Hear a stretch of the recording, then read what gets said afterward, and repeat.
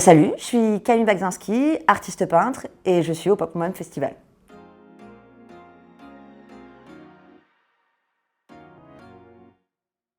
J'ai pas regardé énormément de séries ni de dessins animés, mais si on avait un que je devais retenir, ce serait Pocahontas. Je vous explique pourquoi.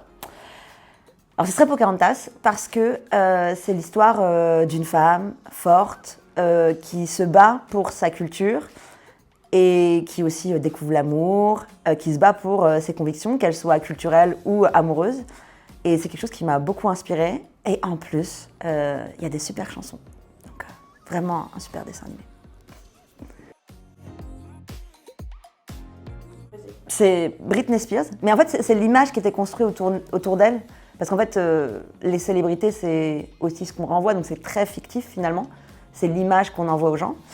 Et Britney Spears, elle avait un peu ce truc d'avoir le droit, après avoir été la personne la plus classique du monde et respecter toutes les normes américaines, de briser tout ça. Et en tout cas, c'est cette image qu'elle renvoyait qui m'a intéressée et qui me plaît. Une peinture, j'inviterais vraiment les gens à regarder, après ils en pensent ce qu'ils veulent.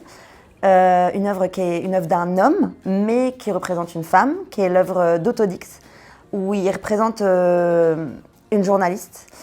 Et cette œuvre, elle est à la fois émouvante par sa facture. Vraiment, moi je trouve que techniquement, elle est sublime. Et l'image de cette femme journaliste à cette époque, elle est assise, elle fume une clope, en mini-jupe, et en même temps elle a une coupe garçonne. C'est vraiment une œuvre hyper puissante, même si elle a été réalisée par un homme. L'image de la femme qui en ressort et de cette femme journaliste de cette époque, elle est super belle et je pense que ça peut parler à plein de gens.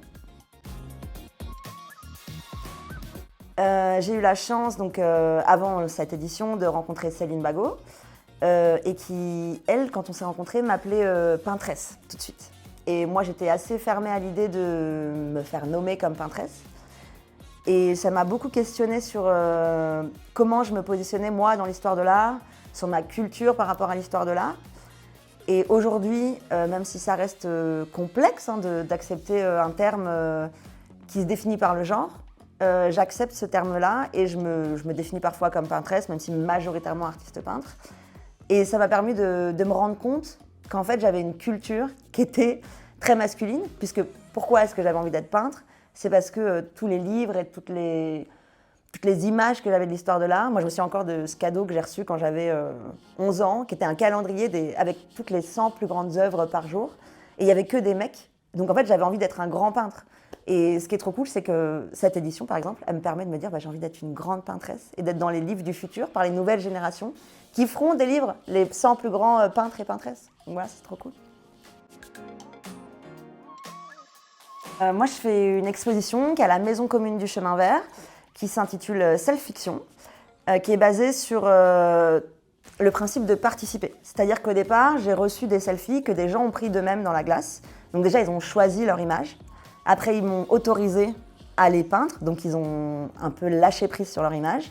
Et tout ça, ça questionne comment est-ce qu'on se représente aujourd'hui, qui est-ce qu'on est, autant en tant que femme qu'en tant qu'homme.